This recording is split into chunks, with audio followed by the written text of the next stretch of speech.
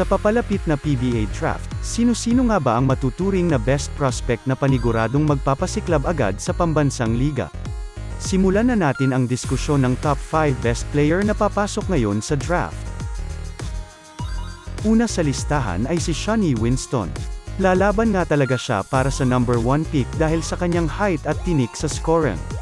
Pinatunayan niya na yan sa paglalaro sa UAAP kung saan siya pa ang best scorer sa last season para sa DLSU.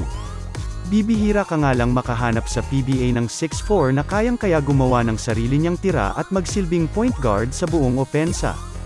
Bukod pa dyan na 25 pa lamang siya kaya naman nasa prime na ito ng kanyang playing career at siyang magiging focal point sa future ng team na mapupuntahan kagaya ng Blackwater o Terra Firma. Wala ngang duda ang superstar potential na makukumpara mo sa Finals MVP na si Mikey Williams. Kung sa natural na talent lang ay paniguradong makikipagsabayan talaga ang dating UP forward na si Xavier Lucero. Sa height niya kasing 6'6" ay may galaw ito sa ilalim at may bitaw rin talaga sa labas. Sa katunayan ay kaya niyang maglaro bilang big man na naging role niya ng 2 taon sa dating school.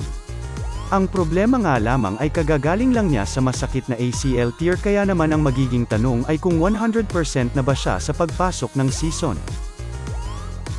Panigurado namang magkakaroon ng veteran guard ang kukuha sa Phil-M na si Stephen Holt.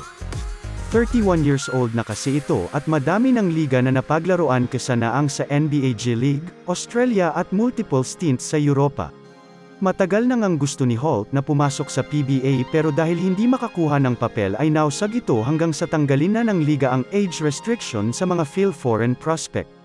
Jackpot matuturing ang makakakuha sa kanya dahil sa kanyang quality ay posible siya agad maging leader sa koponan at matangkad talaga siya sa kanyang posisyon lalo na sa pambansang liga.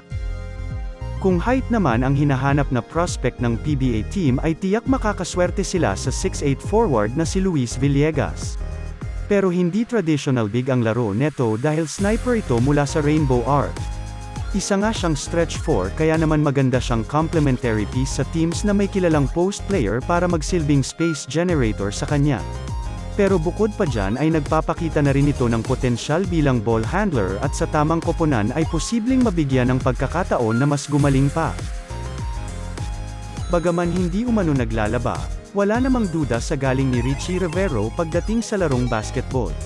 Sa skill set kasi ni Richie sabay pa ng athleticism bilang guard ay magagamit talaga siya ng maayos ng team. Bagaman question kung anong posisyon ang kanyang lalaruin sabay pa ng depensa ay hindi pa rin matatanggi na kakayanin ni Rivero sumabay sa liga. Ikaw, sino-sino ang top 5 rookie draftee mo? Comment down below.